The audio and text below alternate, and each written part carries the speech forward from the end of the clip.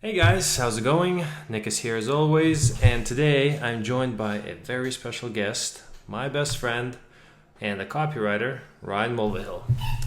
Hey guys, good to be on here. So you guys have heard me mention this guy a lot before. This is the same gentleman that I started a window cleaning company with. This is the same guy that after our last Southeast Asia adventure stayed back in Thailand, and this is the exact one and only person that got me out here today. So Ryan, I know you since grade 7, but why don't you let the folks know who you are? Great. Okay. Maybe I'll skip most of the boring stuff about growing up in Canada, meeting in grade 7, Boring. those awkward experiences Boring. in school, boring stuff. I think the best place to start is probably my entrepreneurship experience. Okay. I started with worked for a company, College Pro, which is a window cleaning franchise business, and that was like my first taste of entrepreneurship, and I guess my first taste of power, really, because then you can control your own business, you can hire your own employees, you can work by your own schedule, and that just really got me excited about running my own business. Yeah, that freedom, right? That you're your own boss. You show up on the clock whenever you want to, and it's like the harder you work, the more payoffs you get. No more hourly. It doesn't matter how hard you work. You know, when you're getting paid $9 or $10 per hour, that's all you're getting. So it doesn't matter. There's no motivation to try harder. Exactly. I don't know. I could go on a rant about this for hours, but Yeah, as we always do, pretty much an hour a day. That's our wake up at 6, go for a rant for an hour. Yeah, we have some interesting conversations here in Yeah. that place. Oh Yeah. So, that was my first taste of running my own business. I got you to join on, Oh yeah. and we did that for about. I did it for 4 years. I think you did it for 3 years. Did it for 3 years, and then we took a couple of years hiatus, kind of tried to figure out our own thing. Basically became what you might call entrepreneurs, just trying a bunch of like pay-per-click, marketing, advertising, whatever. Not a lot of it has worked. And then long story short, last summer we paired up together. We made a window cleaning company, which was a hectic challenge in itself. There's a lot of details that I skip over, but basically that afforded us to come out here. Then, we took, 2015, we took a Southeast Asia trip with a couple of our other friends, which was an adventure. Yeah. How much have you told them about that trip? 0. We'll keep it that way. Not 0, but basically I painted broad strokes of it. So, Okay. Boys will be boys, right? And so, this brings us to the departure. The last time I saw Ryan before arriving here in Chiang Mai a couple of weeks ago was in August 2015. I went back home to run the window cleaning company and to finish university and to work on my Amazon, whereas Ryan came out here. Why don't you pick up from there? Yeah, so basically when we had our Southeast Asia trip, and I'd always planned to go and live in Asia afterwards, and I had chosen Chiang Mai, Thailand for a couple of reasons. Cheap cost of living, but more importantly, the community that's over here. It's just a very good launching point for people who want to start online. Yeah. But I came with a terrible idea. I decided I was going to be an author, and I was going to write a book.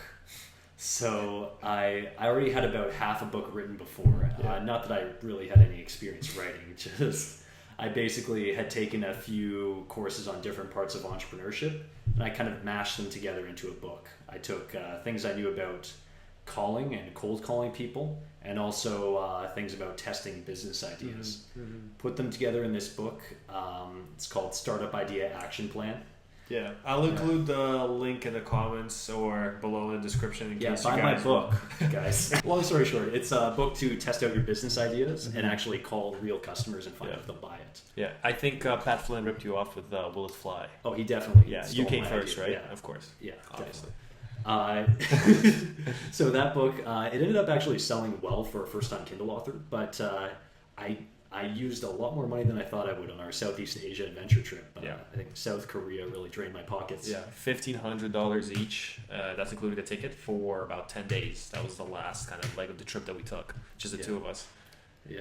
That yeah, the soju can get a little expensive out there, both monetary and on the soul. But, I came out here and basically I was running out of money. I launched my book on Amazon. I actually had a pretty successful launch. Mm-hmm. But what I didn't know is that Amazon was going to take basically 3 months to actually give you the first payment.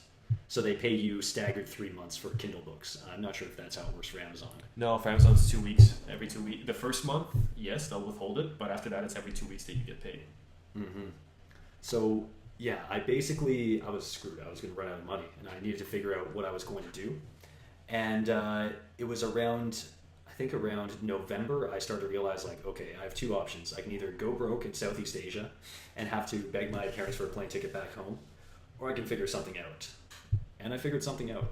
I always had an affinity for sales, and I had read up on some copywriting before, so I decided to go hard with copywriting. Mm-hmm. I decided that I was just going to spend as much time as I could both copying copy by hand, which is a strategy to learn it quickly, and reading all the best sales letters I could get hold of and books on copywriting. And within about a month, I was kind of competent in copy. A lot of people, I'll get into this when I'm talking about freelancing, but a lot of people really underestimate how quickly they can get competent in a skill mm-hmm. and get better than people looking for that skill.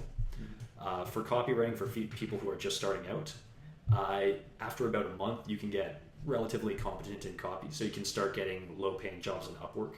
And then within a couple of months, you can be very good at copy if you actually put in the work and the time to learning it and basically dedicate the time to it. Yeah. So then you spent this month learning. So when did it start paying off?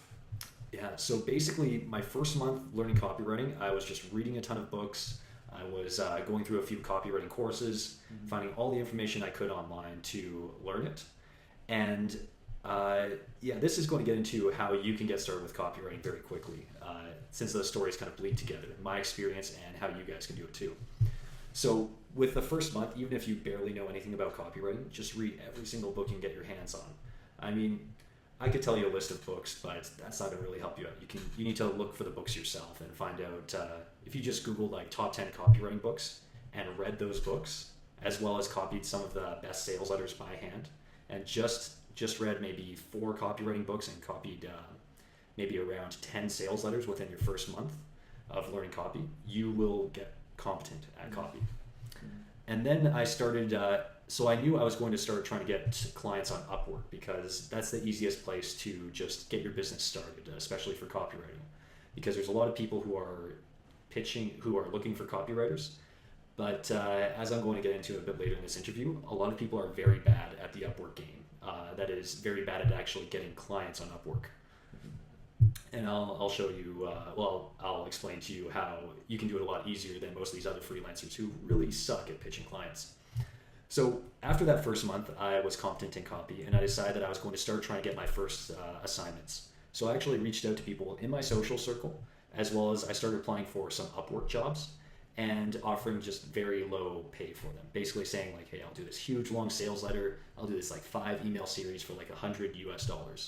Just offering your services at bargain basement prices, because what you really need is you need some samples of your work. Mm. You could do what the best way for you to get samples of your work, I believe, is to do very low paying jobs for people where they pay you maybe like even 20 USD for some sort of work. But the thing is, you're going to do that work and then they're going to leave you an Upwork review saying that you did that work and give you 5 stars and give you a little testimonial. And that's going to be the base that you can launch off of.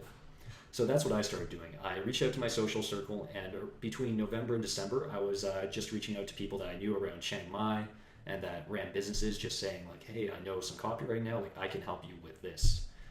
Once you get kind of competent in copy, it's very easy to see when someone's copy is really bad. And then your copy, even though you're not an expert, it's going to be better than whatever they wrote. So you can help out people and build your skills as a copywriter at the same time. Mm-hmm. So that's month 2. You're starting to get very low-paying jobs, and you're not going to make very much money at all. I think I just made like maybe 100, 200 USD. But I got my start, and that was important. And I got a few testimonials under my belt, and I had all those people who who liked what I did for them, just write me a review on Upwork. Even if it's just a low paying job, it'll say like fixed rate $20 on Upwork. It doesn't matter. It's your start. And people, you can just say that you offer those people discount jobs to build up your profile. It's perfectly normal. Everyone on Upwork does it. Just you're taking a conscious effort to do this, and you know it's going to take you about a month. So yeah, second month, built up my Upwork profile, just doing these small jobs. And then third month, I actually started to really apply to Upwork jobs and start charging more, and basically start charging what I thought I was worth. And I think, so to make a long story short, New Year's, I didn't feel like I had earned my New Year's, so I actually didn't go out. I went to bed as early as I could on New Year's, like 9 a.m., so I could wake up super early the next day. I had started to talk to people on Upwork, and I was getting close to closing my first like two jobs of people I didn't know, and people who were going to actually pay me decent money for the work.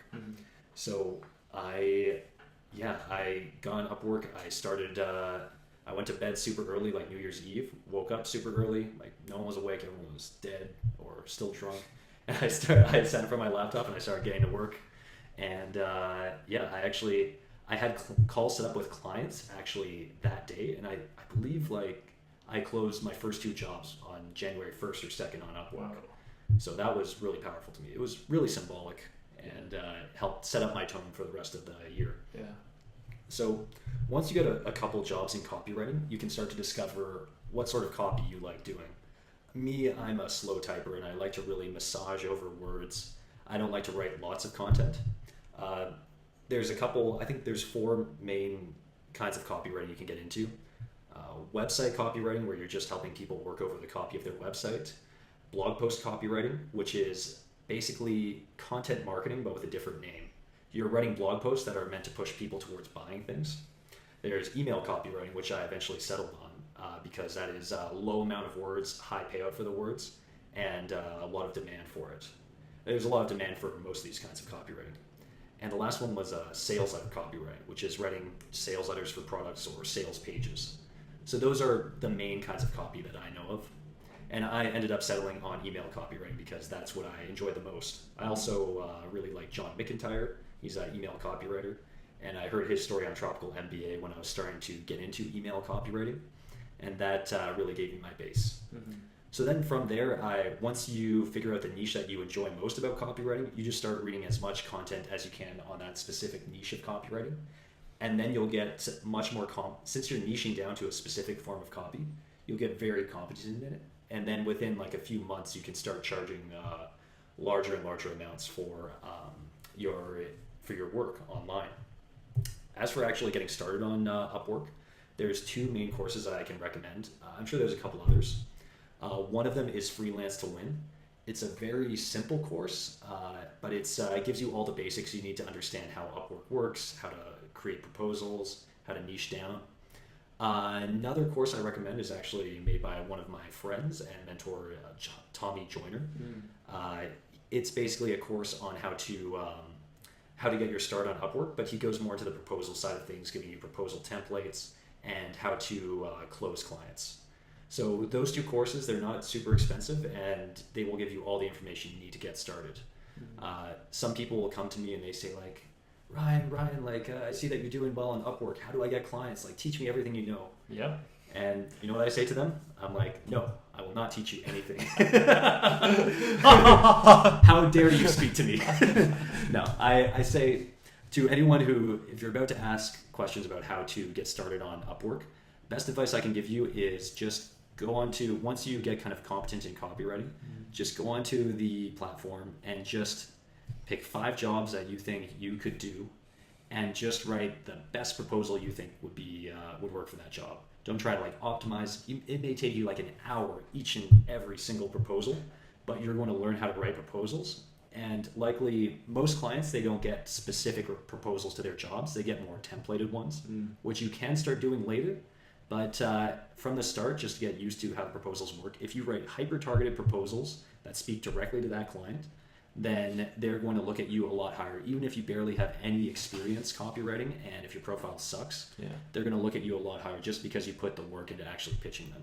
Yeah, and I think another thing worth mentioning is, at least this is what I've been finding out, is it's better to just get the job and then basically fake it till you make it. So even if you know the basics, but then you kind of just gun for the job itself, and once you get it, you will probably have a timeline where you're like, oh damn, like now I got it, now I better make it well. So then you can start going over other copywriting that has been done before, like other sales letter on the topic that you're writing, which a lot of copying is just basically taking major lessons from previous works that have worked and rewording it to suit this specific niche or this specific client. So the main thing is to just go out and try this and get this. This takes no money up front. How long does it take? Maybe you said like an hour to write a proposal to just find the right one. Yeah. Right. So there's literally nothing you're losing, but just even like your ego. It's not like you're getting a rejection in person. Even if it doesn't work, it's not like somebody's gonna yell at you. So you might as well try this. And on the off chance that you do get it, then just delve deeper into the copywriting itself, what's done by the masters, and then try to extract nuggets of knowledge from there and apply it to your copywriting. Yeah, for beginner, one thing, the beauty of copywriting is you don't have to be the most original writer in the world to make it work. Yeah. When I was just starting and I started to get my first few jobs, all I do is go and look for other similar forms of copy on maybe similar products or on their competitors' websites, and rework some of that copy to create something new, taking the best parts of a couple different parts of copy that I liked and putting that together. So then it's an original piece, but you're drawing from other things that you find. So you don't need to, it's not like sitting down trying to figure it out from scratch. Like, I have no idea what I'm going to write. I just need to use everything in my brain and just work on this and type. No, just go and look for other similar forms of copy to start. Once you get a bit better, then you can do it yourself. You don't need to do that step. But to start off, just rework other forms of copy that you find and that probably works. Somebody can write good copy. Yeah. And then you can send it off to them. And when you're starting off, you don't have to be so worried about like conversion rates or, like making your copy actually really work and make a huge difference for these businesses, because likely they don't have anything to track if it's going to work. So you're going to do the best job you can when you're first starting out. But likely your copy, they're not going to be able to track if it converts like 50% better or something. You just know that since you're putting more principles into it, it's probably going to work better than what they had before. And even if it doesn't, like, hey, you're learning. Just try your best on the first couple jobs to figure it out. So it is kind of a fake it till you make it, but offer 100% money back guarantee. If someone hates your copy, give them money back. Yeah, that's always good. Yeah. And even if they do end up hating it, they'll probably feel bad for you and just let you keep it anyway. So, so can you tell? So let's say somebody's brand new at this, right? That they're just starting out. They're like, man, I really want to freaking find some money to invest into Amazon, right? But they don't know how to, or they just want to move out to Chiang Mai and just live here, and it's about $1,000 to $1,200 expenses per month here, including rent, food, and everything like that. So they're like, I just want to be making, let's say, $2,000 a month off of copywriting just to get started. What's the projection that you went through? So like your first month you learned, so $0 made. Like what's like November, December around there last year, and then like leading up to now, your kind of monthly earnings. Yeah. So your first month, that's just going to be, think of that as your learning phase. You're going to spend as much time as possible, multiple hours a day, preferably like 4 to 5 hours per day, reading up on copy, copying copy by hand, just learning everything you can about copywriting, and do that for a month. Then your second month, that's when you're still learning copy. You're not going to stop doing the research part. You're just going to start applying it. So in that month, you're going to make very little money, like maybe a couple $100 US. But you're going to have the first few portfolio pieces that you can use to show other people how you write and what your voice is. So even if you don't really have any experience writing, you should be able to, within that month period, put together a few things, help out a few people. One of my first copywriting jobs, and actually a very successful one, was I met this guy from the Netherlands out here in Chiang Mai, and he ran a logo design business. And that's when I was getting into any form of copywriting people would pay me for, but I was interested more in email copywriting. And I started speaking to him about email marketing, and he said, oh yeah, I send out some emails to my clients. You want to take a look at them? And I looked at his emails for this business, and man, it was bad. It was like he was talking to U.S. customers, but he had tons of grammar errors. That's like the worst. poorly formatted, didn't have any sort of nothing to really compel someone to like buy his service. I looked at it and I'm like, this is shit. Even with my very limited experience, I know I can write a better email that's going to almost definitely get him a better reply rate. Mm-hmm. And then I wrote a few emails for him to start using, and he closed, I think I only charged him around $100 for it because I was just starting. Mm-hmm. And he ended up closing like $400 in web design jobs in the first week of using those emails. Mm. He's like, wow, Ryan, thanks. Good job. I'm like, wow, my copywriting actually worked. Yeah. So that's what you're going to likely experience in the second month. You're going to do small jobs, but even with your limited experience copy, you will be able to help out the right kind of people. Mm-hmm. You're not going to reach out to someone who's got a huge digital brand who wants to fine-tune their copy. But the average guy who runs a business who just doesn't really know how to sell his product, you're going to help that kind of guy sell his product better. Mm-hmm. And then, like, let's say, at what point should you be scaling your prices up? At what point should you stop charging $100 per job and start charging $400-$500 per job?